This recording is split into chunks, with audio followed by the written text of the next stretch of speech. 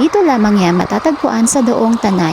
Sa halaga ngang 30 pesos ay pwede ka na mag-swimming dito sa ilog na to. Less than 15 minutes away nga lang ito sa Tanay proper. Mula nga Tanay, ito yung daan papunta ng Sampaloc. Yung landmark niya ay Santo Cristo Chapel. Ayan, pinaka-highway lang siya, sa gilid lang ng kalsada yung kanyang entrance. Pagliko, ayan, eto na yung kanyang entrance. Dito ay magbabayad kayo ng 30 pesos for adult and 20 pesos para sa mga bata. 30 pesos din para sa parking fee. Sikat nga ang lugar na to para sa mga lokal kasi mura na tapos napakalapit niya pa.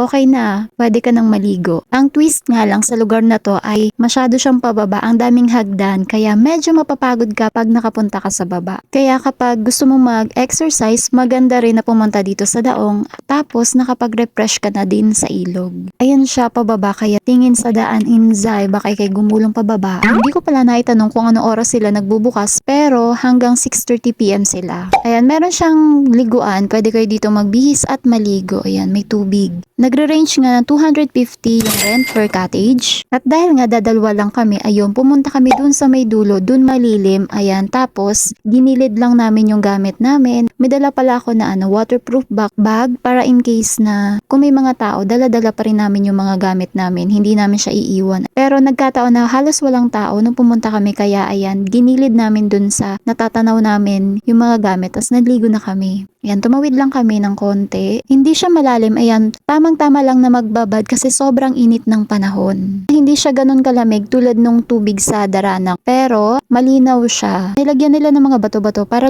lumalim yung area, ayan, tas para kaming mayroong mini pool. Sobrang saya ko na kasi for 60 pesos, dalawa na kami, hindi kami nag-rent ng cottage. Ayan, na-enjoy na namin magbabad sa tubig.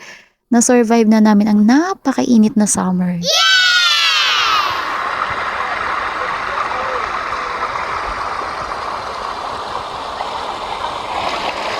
Umuwi na kami ng basa, 'di ba? Talagang nakakatuwa kasi sobrang lapit lang niya. Tapos pag kailangan lang namin na maligo, punta lang dyan, tapos napakamura.